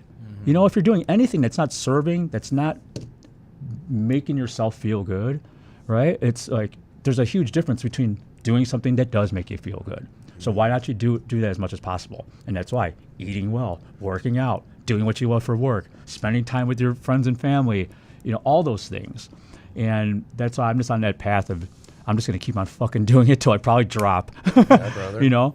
Well, you're making a big difference, man. Thank you. Really is. And I think that's such a big thing that we always preach on this platform, is the fact that it's like, we're not just artists out here, man. We're really trying to make a difference in the city and in our personal lives and in the people that we interact with. That's awesome. That's what it all comes down to. And it's all forgotten when it's not said a lot, Right, and right. You really do have to remind people, like we talked about, imagine how many times they have to see something to remember it, but imagine how many times they have to hear something for it to really penetrate and really become something that's part of their subconscious mind, or something they really internalize and think about. Can you hear me still when I'm like this? Yeah. Okay, because there's a huge difference. I'm like that. But I just feel like, wow, I lost the train of thought again. Fucking weed. What were we just saying? I'll tell you what. I got something fun for us. Let's do it. Can I give you some quick fire questions? Let's do it. I was supposed to do this with my co-host Sarah, but she fucking forgot. Yeah. She forgot. Dude, it's not to give away too much. ChatGPT is a great way to come up with some quick fire questions. She uses that too. So great, I was telling Jay, I'm like, I could have done this. I could have spent 3 hours doing this today, and I was like, no, I'll just fucking ask the robot. Yeah. I've been replaced twice in the last 5 years by a fucking robot. No way. With my job. Oh my God. I was a tour guide, and then I was a manager for tour guides. Wow. Both of those, I got replaced by pre-recorded audio and then an AI system that does my job. Well, I totally forgot that you do that. Like, I saw that. That's fucking awesome. Thanks, because buddy. I've been on the Untouchables tour. I've been on like the ghost tours. Like, I love that shit. Yeah. If you're gonna live here, fucking know about this shit. There's so much stuff around us. Yeah, It's cool. Yeah. Our last episode, we did a whole Chicago history thing. Nice. So if you guys are listening, you want to hear some Chicago history, go shout out Chicago history. It's my boy Mike on Instagram. Yeah. He's awesome. It's such a cool city, and I think the cool part about it is you can get so many different tour guides, and each one tells their own different take on it. Yeah, perspective, yeah. If you're a musician, if you like movies, that's everyone's cool. got their own thing. Yeah. But my reasoning with the robot, I'm like, I've gotten replaced twice in the last 5 years with this. I'm like, I'm just going to work with the robot now. Yeah, there you go. If you can't accept and adapt. Accept. That's one of my sayings. This is Darwinism in its finest right here, folks. All right, let's do some quick fire questions. Here's a bell if you really like an answer as well. Do I gotta like bring it to? If you want. Okay. I mean, there's no rules. There's no right or wrong here. All right, quick fire questions. Question number 1. What's your favorite Chicago late nights food spot? It's only when it's fucking open. Hold on, which one? McDonald's. McDonald's. It's only when it's open. What's one song that always gets you hyped before an event? I don't know why I rang it. No, I know one that does get the room hyped and me hyped. It's "Looking for the Hose" by Sexy Red. Hey. It's the one song where when we put it on in the club, the entire club blows up. Sexy Red. We're all just looking for the hose at the end of the night. I made so many videos where I'm just like, I put on the song and I'm looking. I even yelled at one time during the song. Where are they at? Where the hose at? Next question. Question number 3. What is the most underrated mental health practice? I think it's probably mine. I feel like when I hear, and again, I'm not educated on it, I hear people saying different things, like to observe your thoughts and not really give them meaning. And for me, and what I've helped a lot of other people realize, I have to combat my negative thought with a positive one immediately. And you have to do it every time, because when you don't, every time you do it, you're taking a step forward. Every time you do it, you're taking a step. If you don't do it, you take a step back. And with anything, repetition, like when you do something enough times, it will start to become a habit. You just have to do it long enough till it becomes a habit. Once it becomes a habit, you keep on doing it, it'll become automatic. Yeah. Once it's automatic, and this could take years, but I've done it. Once it's automatic, then you believe it. I've said this on a fucking podcast. I'm going to say it again. Like, I believe I'm the best. I got it from David Goggins. I'm like, I believe I'm the best at what I do. Am I? It doesn't matter, because that's what I believe. Yeah. I love myself. It doesn't matter what the fuck you say about me. I know how I feel about myself. Yeah, baby. I had someone call me a chinko on a comment, and most people, maybe old me too, would comment like something back, fire back. But I just know, like, there's two. It sounds so dumb, but 2 wrongs don't make a right. But the negative, when someone spreads unwarranted negative energy, that already tells me something about you. Yeah. Right. Like, I actually feel bad for you, because I know you're not in a good place. Because people that are happy, they spread happiness. Yeah. People that love themselves, they love others. They praise. People that aren't happy, they talk shit Right. for no reason. Through a keyboard too. I didn't ask you, Yeah. right? It would be different if I asked you. But if I didn't ask you and you're just saying that out of the blue, you got a problem. Yeah. It's not me. You're projecting, and I feel bad for that person. So I played along with it. I'm like, the racial slur of my choice is Guko. And then he liked it, and he didn't say anything back because he couldn't. What are you going to say? He wanted me to get pissed. Yeah. Right. Right. So. And, Don't feed the troll. yeah, and I tell people, I think one of the most important things, obviously loving yourself is really number one, but it's a really hard place to get to. And I think what's maybe a little bit easier is not letting things that you cannot control affect you negatively. Like, if someone says something about you, do you have control over that? No. So then it shouldn't matter, and it shouldn't matter, but it's you being able to cut out the noise, especially if it's someone you don't know. If it's if it's someone you do know, okay, well, now the next step is, instead of letting it bother you, address it. And when I tell people, like, if you really want to, that's the only control you have of that situation, because now you can let a person know how you feel about it. You could ask them how they feel, why, but communication, a lot of times people don't even communicate correctly either. I tell people that there's 4 things with communicating anything negative. You have to have the right time and place. Like, if I'm working, like, we can't talk about it right then and there. So, and approach and delivery. So if I'm going to tell you, like, I'm just using this as an example, like, I don't like your podcast, I would never just, even if it's the right place and time, I would never just start off by saying, like, you guys need to do this. I would say, I really love your the aesthetics of your podcast. I would say something first to approach it correctly. So then when I deliver it, it has less of a blow. Right. That's a smart, that's an intelligent way of communicating. Lead with love. And if people do that first, it would change the outcome of so many things. It would probably save some fucking relationships, whether it be friendship, family, whatever. Because if you just come at someone negative, like that's not a good feeling. But if you come with them and you compliment them first, now whatever you come with, it has a way less of an impact. Right. I tell people, like, you need to do this. Like, this is like a life hack. Everyone needs to do this. So I always go off on these tangents. I don't even know where we started. Hey, you're good. Question number 4. What is a book or a That was a question. Oh, that was still question 3 that whole time? I got 2 more. No, I'm just saying, like, that whole thing was question 3. I fucked up. That was a great answer, though. Okay. I think that was a very That's good. We're all here to learn. Question number 4. Yes. A book or a quote that changed your perspective. I'm not going to ring the bell, but I got to think about that.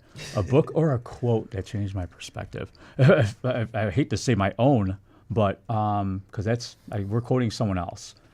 Man, I think I'm going to talk about Brian Tracy. He's got this.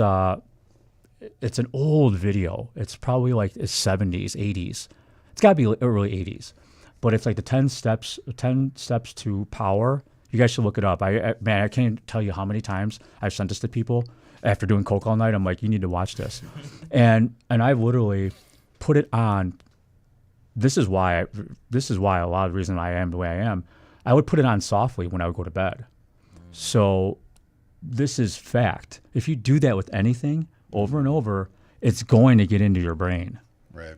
You're sleeping, and especially the moment before you fall asleep, your brain is in theta, where you actually do learn. That's how to enter your subconscious mind and really put those things in there. So I listened to it probably hundreds of times, and I could quote so many things from there. The one that just came to my head first, because the whole thing is quotable. Like, it's the whole thing. I talked about the burning house one. If you don't have clear-cut goals, direction, purpose for your life, you are doomed to work for people that do. That makes sense. Preach. That's 1,000%. So control, you are in control of your life. And I think a lot of people are definitely just doing what society wants them to do, doing what their family wants them to do, doing what, but they're not really exploring what they really want to do, what really sets them on fire. Like, I'm fucking on fire. Like, every day I love, Dana White said something on a podcast, like, I hate sleep. He's like, I only sleep 3-4 hours a night. If I didn't have to sleep, I wouldn't have to. Like, that's exactly how I am. And it's gotten lower and lower. I used to sleep like 6, 5. Now I'm like 3, 4. And like, I love what I do. Yeah. You know what it is? This is what I thought about when I was walking in here. I'm addicted to growth. I love growth. I love getting smarter. I love learning, new things. And I think you said something about it on one of your shorts about learning about Chicago history and stuff like that. Like, it's just, you said about knowledge. It's always learning. It's a better way to live. Yeah. If you're constantly progressing, you're constantly getting better at something. It's a better way to live than being complacent or going down. Right. Right. It's harder though. Question 5. Question number 5. Last question. What does success look like to you now? Man, I'm living it. I'm living it. Like, I'm not rich, but I'm fucking wealthy, and I'm going to get to rich very soon. Definitely faster than I would have if I wasn't what I'm doing right now, because I didn't used to be so focused on work, but now I'm focused on it. And I think just doing what you love, because I think success, when people really think about success, it's kind of linked to professionalism, like a job. And just doing what you love, because when I was 24 and I got my job as a recruiter, within the first year or two, and this is back in like 2004 or 5, I was making 6 figures. I was in a really great situation. And back then that was a lot of money. It's really not anymore. But I didn't love what I did. It didn't set me on fire. I couldn't wait to go to work. I used to say I had to go to work. Now now I look at things from a grateful lens, where a lens of gratitude, where I get to do this. I don't have to go to the gym. I get to go to the gym. I don't have to go to work. I get to go to work. Just changing that one simple word, and I've seen this on so many podcasts, it changes the experience. You're coming from a place of gratitude rather than a place of stress. Mm-hmm. And it changes the experience. Tony Robbins is another one, a guy that I love too. But I feel successful, and I'm just going to get more. But that's definitely my idea of success for sure. It's doing what you love for work. Hell yeah. Yeah. Jay Smooth, should I rapid fire these questions to you too, man? Oh, shit. Well, mine won't be as great answers. So let's do Sorry. Let's do it. We care about your opinion, but Okay, make it quick, all right? I'm kidding. Whoa. Question number 1. What's your favorite Chicago late night food spot? Papa Ray's. Ooh. I don't What's even know that. one song that always gets you hyped before an event? Toxic by Britney Spears. Hell yeah. I'm going to give a bell on that one. Yeah. What's your most underrated mental health practice? Just telling myself that I love myself, man. Hell yeah. A book or a quote that changed your perspective? Catcher in the Rye, because it's supposed to be the book that inspired the guy to kill John Lennon. Not that I hate John Lennon. Choose your next words wisely. I love That's all funny. the Beatles. Yeah, but yeah. it's interesting to know that that's the book that inspired the guy to shoot him. Or whatever, Wow. you know what I didn't know Yeah. that. You don't want to be a phony. Catcher in the Rye. Now, what does success look like to you now? Just not having to worry about how to pay my bills and shit. That's all I want. That's success. I don't want to be rich. I don't want to be famous. I just want to not have to worry about living the next day. Hell yeah, brother. Oh yeah, man. Good answers. Yeah, for sure. How about you, bro? Let's go with you. Let me, Read them off. I just realized, so you see all of us at one time right now? right now, Yeah, we can split it. No, but when people are watching, the people that are watching live, what do they see? Right now, they're seeing us. When you're talking, they see you. Does it? Are you doing the automatic clipping, or are you doing each time? I'm doing it each time you're talking. Yeah. Every time I'm talking. That's awesome. I didn't even That's why recognize you there's were two doing of us here. it. Yeah, I didn't recognize you were doing it. That's awesome. OBS is a cool system. It's a really cool system. Yeah. And if I really wanted to, I Hey, could get both got of all us, three. our screens right there. Well, when I'm not talking, I don't want to be on it. I just thought about that. I'm like, am I being shown right now when I'm not talking? No, you can huff and puff all you want. You're all Yeah, I know. good. All right, let's All go. right, Bring on the 5. Mr. Jack Dwyer. What's your favorite Chicago late night food spot? Zombie taco. Zombie taco. What's one song that always gets you hyped before an event? Cowboy song, Thin Lizzy. Ooh. Most underrated mental health practice? Walking my dog. Yeah, Look at my dog. dogs are the best. Good little dog walk. A book or quote that changed your perspective? I've got 2 on this real quick. No man soars too high when he flies with his own wings. William Blake, also the Michael Jordan poster. Sick. Hey. My second one is going to be Believe in Your Flyness, Conquer Your Shyness, Kanye West. Boom. Nice. Yay. What does success look like to you now? That's always a thinker. I thought you were doing that. Eating pussy.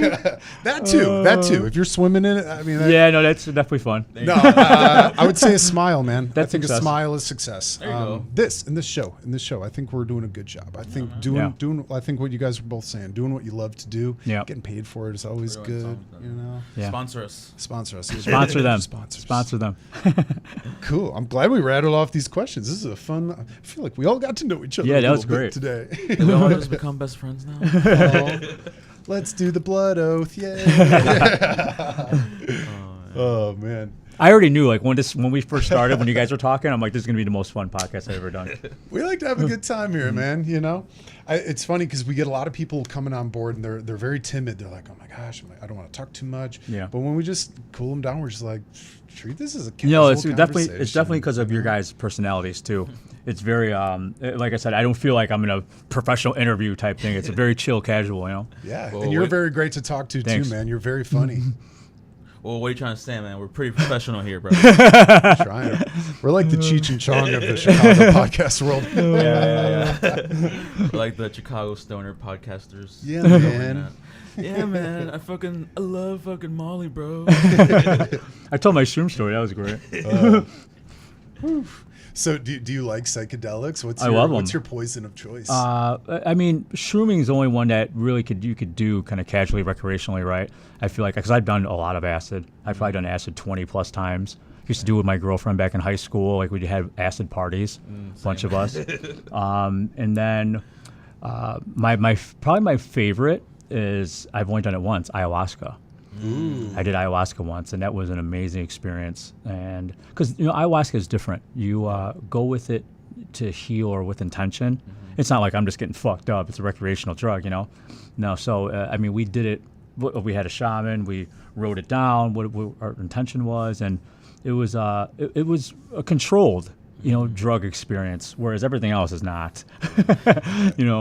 What do you think you gained from it? A lot of people say that they go into it, with intention, things you want to get out of it. They might see some deities. What was your experience on it? I know what I gained from it because a lot of people use it for trauma, something that happened. And I haven't had anything traumatic like that happen to me. But this is when I was the journey I'm on right now, with basically going all in on my purpose, my goals, my dream. And I really just solidified to myself everything I already knew in the path I was on. Like, I already know it's not a matter of if I'm going to achieve these things, it's when. And I know that the more that I work, the more that I sacrifice, the faster I'll get there. And it's happening at a rapid rate. So why not keep doing it?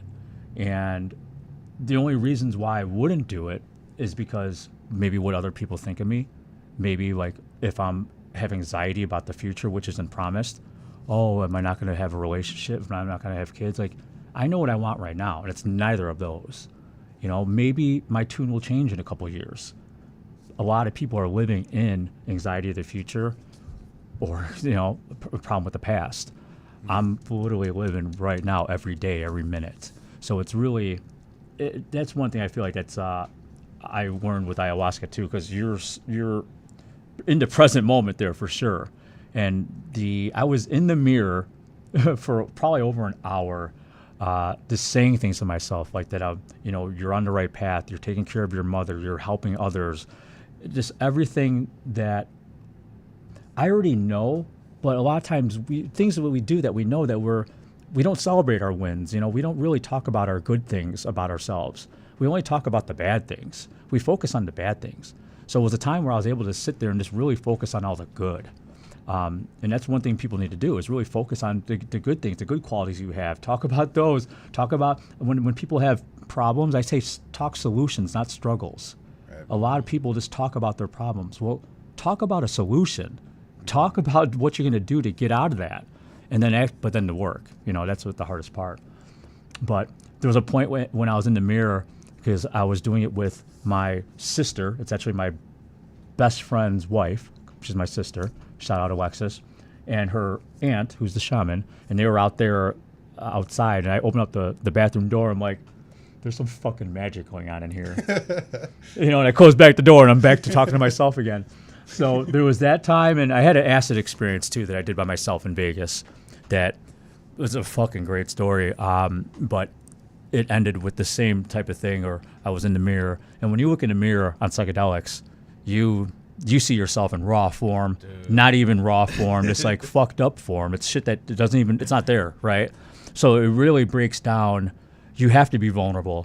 You have to drop ego, because you get scared. You're scaring the shit out of yourself, looking at yourself. But I turn that into power. That's from Pearl Gonzalez. Pearl Gonzalez, she talks about how she turns her pain into power. And you could either be subjected or accept your pain and just have it keep you in a bad place, or you could turn it around and use that as motivation. And I think, a lot of people do that, but more people need to do it. There's something about like doing psychedelics by yourself, man. Yeah. Like, it's kind of like when I did, like, I used to do a lot of acid, and the few times I had done it by myself, like, or I was by myself after doing it, again, like, I would look at myself in the mirror and I would see like the most like ugliest form of myself. Yeah. And I'm like, this is what I truly look like to the world, whatever. But then, like, you get, like, the sense of, like, all right, like, no one's going to come and help you. No one's going to come and save you.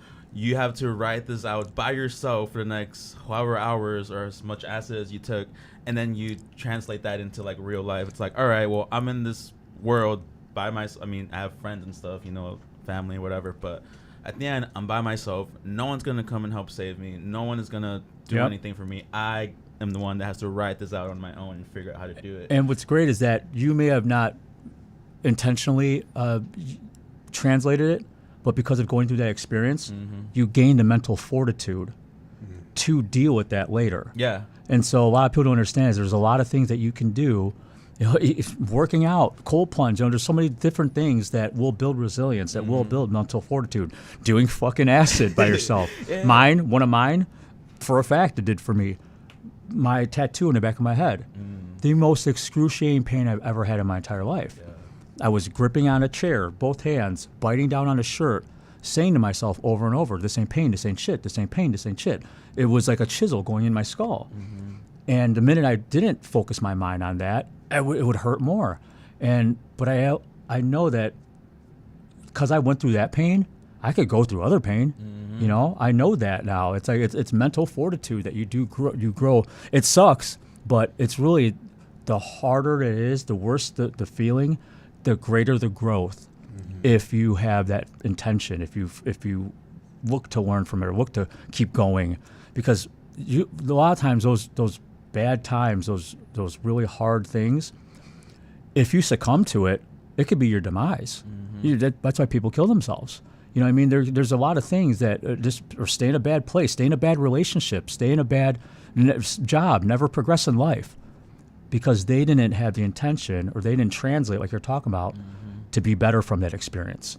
But if you don't do it on your own, I'm telling you people right now, you could do it, but you have to have mental awareness.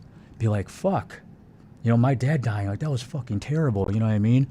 But that's the past. I'm moving forward. I'm going to be better because of that. I'm going to make sure that I make him proud. I know he doesn't want me to be like this. You know, those are all things I say to myself. Those are all perspectives I had, you know? And so I grew from that. Like, I know my mother's going to die, you know? It's going to happen. And that's probably the worst thing that's going to happen to me. But I know I'm going to be fine. It's going to be a terrible thing, but I will be fine after. Because of my mentality, because of my intention. That's probably one of the best things you could say to yourself. Like, would whoever that this passed, would they want you to be like this? Would they want, if they were looking at you right now, would they want you to see you like this? No.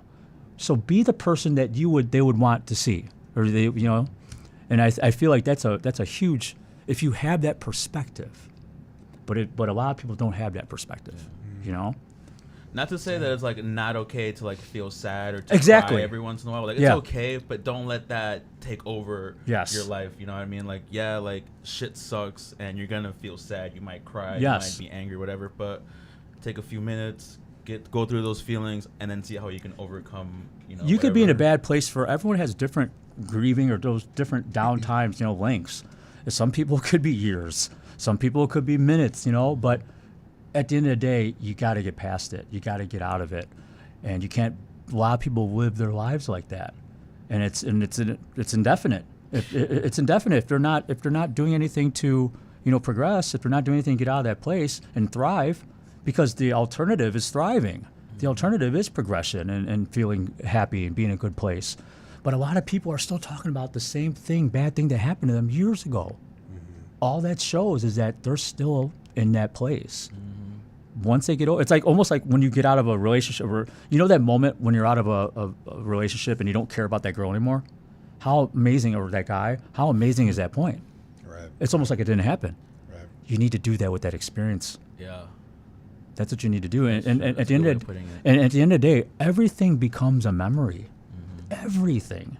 And so the lesson with that, I always tell people, like, let's say you're at a wedding, or you're at your wedding, and if something bad happens and like you're not happy, like when you look back on this, how do you want to remember it? And how do you want to experience the rest of it right now? If it doesn't, like, if it's not life or death, it doesn't fucking matter. What matters is the present and the experience you're having right now. Right. but you're going to fuck that up if you continue to stay in this place. Right. You could translate to everything, you know? So that's, if you can't tell, like especially when I get high too, like I really love talking about this and really kind of, because as I talk, I don't know if you could tell, I analyze myself. As I talk, you can kind of tell when I get a little bit more passionate about something. I talk a little bit more, like, that right there. I just feel like it's one thing where, man, I don't know how it happened that I think this way. But I think that some people have told me too that the way I explain things, my views on stuff, I put it in a way that people could apply it and understand it. Whereas, like, if I was a therapist, if I was a psychologist, a lot of times the textbook stuff and how people, and don't get me wrong, I mean, I commend those people, and that's probably a level that I would eventually get to, being more educated, certified, stuff like that. But a lot of that could be one ear out the other to some people. Right. Everyone has a different way of learning. Everyone has a different way of accepting advice or even talking to other people.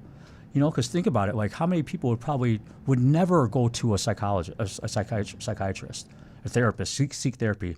What's great is a lot of people are doing that nowadays, but think about how many people wouldn't. I don't know if I would. I think I just know that I'm so mentally strong, I work it on my own. But a lot of other people would talk to me, so it's really about finding out what works for you. And you could tell somebody something a million times until the cows come home, but until they act on it, things aren't going to change. You really got to retrain your brain in a way. With that being said, I'm going to change my last answer for a book or a quote that changed your perspective. I read the book, How to Change Your Mind, and it was about using psychedelics to alter your mind for the positive benefits. Dope. He was talking about doing a spiritual cleanse, if you will, where you have this internal conflict and you take the we'll call it medicine. You take the medicine and it retrains your brain. And he compared it to kids sliding down a hill on like a sled, sliding down on the snow. And you already have these trained thought patterns where it's the indent in the snow and all the sleds that are coming down, that's your train of thought. Oh, I've heard this. And they're all going to be caught in the same route. But he says when you do one of these cleanses and you take the medication, the medicine, and he says it's like some fresh pow falling on the hill. And then you can you don't have that same train of thought anymore. And I think that's so important these days, especially for ayahuasca retreats, ketamine, for people with PTSD. Yes. It retrains. Excuse me. I'm getting salivation from this. I want some mushrooms. It retrains your brain to have those better thoughts where you won't always dive into, this part of thing that's going to throw you into the lake whenever somebody brings up tomatoes because you had a tomato thrown at you or whatever it may be, The science behind that is it creates new neural pathways. That's really fucking crazy, and I think it's something that we've known for a long time. But, the pharmaceutical industry, they if we really wanted to help people, shrooms would be illegal everywhere because they do. There's a shout out Daniel Carcillo. He's a former Chicago Blackhawks player and he had CTE. Yeah. And he's on this journey and I'm getting chills right now. It's fucking amazing what he's doing because he's helping so many people with something that is number one, natural. It's such a tough journey, too, because it's not legal everywhere, but it's helped him tremendously. I'm getting fucking crazy chills right now. Yeah, Carcillo's a great hockey player, too. He's a fucking beast. Killer. But he got CTE from that, and so now that he's in a better place because of that, he's helping so many people, and it's just seeing him grow. And I hope in 5-10 years, everything like that's legal. I mean, look at now. I mean, ketamine's used in therapy. There's so many different things that are being used in therapy that are, number one, helping people, and it's better than pharmaceutical drugs. Right. Stuff people are going to get hooked on. They're not solving the root issue. Exactly. It's only Thanks, treating Ronald Reagan. The war on drugs. Guy. You know, I think they were onto something before. They kind of knew it, but they knew that they can manipulate people. They knew they can manipulate the masses. They knew that instead of giving them the solution to maybe the solution to their problem, they'll just force some other drugs on them that get them addicted. They're going to sell them the disease and the cure. I don't know. So if we're really analyzing it, I don't think that maybe that was the intent. I think the intent was just money, right? And I think that they had the intention of helping. I don't know. Well, I could be wrong because there could be, well, this is what we're going to give them to just treat them. We have the cure over here. You know, this is what we're going to give them at first. And then it could be that diabolical. But at the end of the day, we don't know. And that's one thing that I said on my podcast that I think it's really important for everyone to believe or to understand. No matter what the topic is, our perspective on it is an opinion. It's not a fact, unless it could be proven like 2 + 2 = 4. But if it's not, like politics, like religion, it can't be proven. So it's an opinion. And so neither one of us are right or wrong. Yeah. But the problem is that people think that they're right. And another problem is that people don't leave room for error. There's not a possibility that there's another option or answer. And that's this. I can't even talk to those people because you're not even in the right, mind state. Because, and like I said, unless it's proven, then we should be, and also we should be able to coexist. If you're a Republican, I'm a Democrat. I don't follow politics at all, but we shouldn't hate each other or not be in a relationship or be family. A lot of families have broken up because of certain things. We should be able to, like we said, accept and adapt. I said earlier, but people are allowed to have their own perspectives, their own opinions, and we don't have to agree on them. It's agree to disagree, and a lot of people have a problem with doing that. Right. And when they got a wall built up too, it's hard to break through to those people. Yes. That's why I think the ego death is so important for some people. Like if you're an elected official, I think you should take mushrooms. I heard that on Joe Rogan. I was like, yes. Whoa. Yes. Yeah. Teach them empathy. Yeah. Whoa. Who would have thought? Can you imagine Trump taking mushrooms, bro? Oh, we're going to have a space force, but not just that. It's going to be ran by monkeys. Can you imagine if it really just turned out for the great if Trump did mushrooms and he's like, we're just going to all eat organically now. And he hung up the McDonald's. He's like, no more Mickey D's. That's hilarious. Whole Foods on every corner. We can't afford it. I don't care. Whole Foods. And then he grows a man bun. Oh my! Instead of doing his over the fucking top, he starts fucking tying his shit. That's hilarious. Trump man bun. That's really what the world needs again. Make man buns great again. Oh, dude, wow, this is actually the longest podcast I've ever done. We're almost at 2 hours. Yeah, man, it flies by, doesn't it? We're almost there. I was gonna say that's why one of the reasons I do my my podcast only like 45 minutes, like an hour tops, because I feel like until I'm like Joe Rogan, it's people aren't going to stay for the whole thing. And I'm really big on that, but I don't know. And I don't know how that works with like the algorithm and all that stuff too. But I just feel like for me, if it's like super long, I'll watch some and I'll end up never watching the entire thing. Right. And as long and I think and I do this with my club videos too. The shorter it is, the more that people are going to watch it all, the more that people are going to share it. So I just try to get it as short as possible. So you're right. The reason we take long form content is so that we can get as many short clips as possible. That's awesome. To post on like YouTube and yeah. And then eventually just good conversation. For sure. It's like, here's this 10-minute segment. Yeah. Do you guys use Opus clips? Yeah. Yeah, so do I. But it's definitely not super easy. Yeah, and I was telling shout out Scorpion Nest Thomas. But those Opus clips aren't perfect, right? You still gotta do your own editing because a lot of times I'm just a perfectionist. Like I would rather not put out anything than something that's got some errors in it or something that's not perfect. And I guess that's maybe not the best way to be, but like I said, you guys have great sound quality here. Like I noticed that, those quality nowadays, everything's so saturated.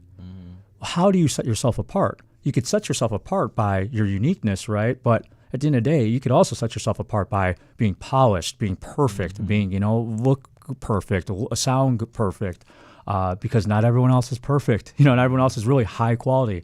So if you do that, you're definitely setting yourself apart from a lot of people. Yeah, for sure.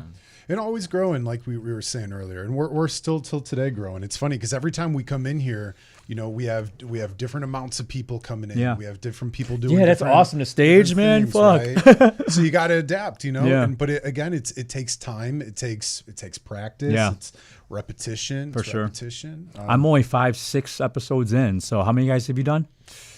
Oh man, we've been doing it for over a year. So I'd have yeah. to say over 50, Almost 60, one, 70. one every week almost. Yeah. Nice. Fuck yeah. We're it's funny because we're very blessed that we're being so like on top of it and doing it all the time.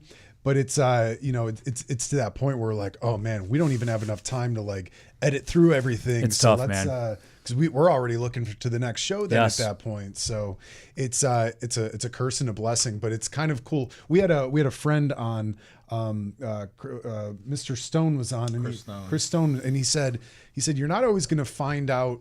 You're not going to be great at something when you begin. He's like, yes. just make the jump, make the fall, and you're going to build your wings as you fall and learn how to fly from there. That's the number one thing, honestly, because anyone that's successful with anything, there was a time that they were not. And a lot of people, it's a comparison thing where you'll look at someone's success and you'll feel bad about it, or you'll feel envy or jealousy, hate, but they could have started way back down here, So that's usually what it is. Like, a lot of people think like, when you see like an overnight success, like nothing's really an overnight success. I mean, nowadays with social media, there are some, but most have been years of fucking grinding. And then what's so funny is that, I don't know if you guys ever thought like this. I've analyzed it like this. Like there was a day that like Bill Gates, all these guys, all these successful, rich guys, famous guys, girls too, there was a day that they were not known, and they were only known by like the people that they went to school with and the people that the group, like the city that they lived in, whatever. But then it hit a point where now all of a sudden everyone knows who they are. So everyone thinks that a lot of those people think it's an overnight success. It just popped out of nowhere. No, they were successful over here for a long time. You just didn't know about it. I don't think a lot of people realize that because like, do you guys know John Summit, the DJ? Name's familiar. Oh, it's so great. I love it because it's whole different worlds. A buddy of mine's actually in a band, too. It's really awesome that you're in a band. But John Summit's a huge fucking DJ in Chicago and probably one of the biggest in the world right now. And to a lot of people's eyes, it looks like an overnight success. But, man, 5-6 years ago, we're talking at the gym and, like, someone asked me to book him, and I was like, who the fuck is John Summit? I didn't know who he was. Now you can't. Everyone in the nightlife industry knows who he is, but he was just grinding at home. And usually everyone what really sucks is that with social media, it doesn't suck, but a lot of people can get rich fast, can get famous fast, and it kind of weeds out. I mean, it sucks for the older generations that didn't have those opportunities. They had to work, they had to fucking put in the time, but at the end of the day, learning and growing that way, it's going to be way more sustainable. It's going to be, you're going to be a better person, a better, stronger version of the person that just fucking, Right.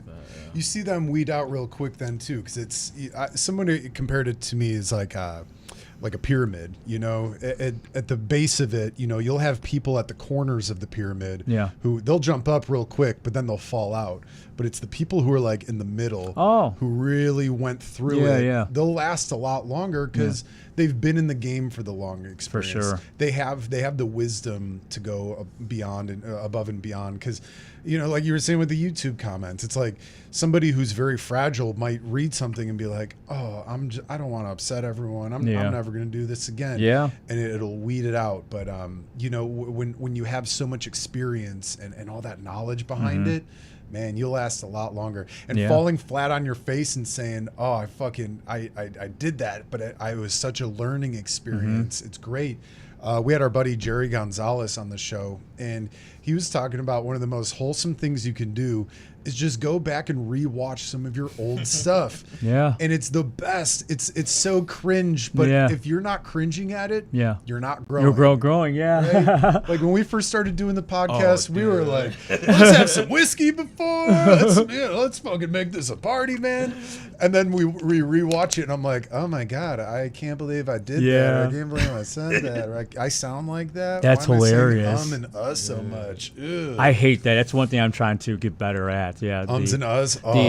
It's The hard. filler words. It's hard. I say literally a lot. I know what I say a lot. I do. And wow, like during this whole entire podcast, this episode, like I didn't think about it at all. And I think what happens is that the way to get better at it is to actually think about it during. Mm-hmm. And yeah, that's hard. Somebody told me if you pinch yourself every time you say it, it'll help you train your brain. See, I don't even recognize it when I'm doing it. I guess because, and it's so easy to do, especially when I'm high too. But it's a word I put in there to get to the next thought. Like right there, I noticed myself pausing. A lot of things you just have to focus on pausing instead of, like that's it. Is my biggest one. I think it's another thing too that in especially in this day and age when everybody's so just like there's so many conversations going on. If you're trying to finish a thought, that is a good way for you to say, hang on, I still have this. Let me collect a little bit. 1,000%. And then this is what I'm about to say. Because if you just go off the cuff about it, like you might say some shit that you didn't mean, or you might have said it the wrong way. Yeah. But that or sometimes gives it a little bit of buffer, which is all right. Also, thank God for Opus Clip. They have and eliminator, which I think that was humbling for me going through some of our interviews. And I'm like, oh my God, I do say and a lot. Really? Please sponsor us, Opus Clip. Please. Yeah, give us a free membership. That'd be great. Well, man, we're getting just about to that time here. Eric, is there any last messages you want to send out to the world, brother? Man, I've already said it all. I definitely have. First of all, thank you guys for having me. This was amazing. I love our conversations. It was definitely very fun. And again, I think we touched on, I said it already, it really all comes down to everything we say to ourselves and our perspectives. And I wish everyone would internalize that, because I think we are our own worst critics and we are limiting ourselves from our full potential and being happy.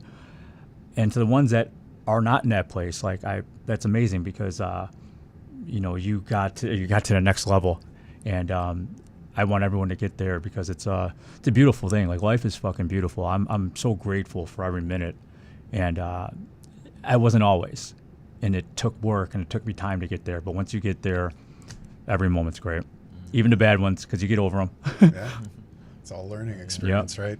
Even a seed needs to travel through some dirt to get to the sun. I never heard that one. That's great. That's some thoughts to live by. Well, let's wrap it up here then. Again, check out Eric Boss on How'd You Get Here podcast.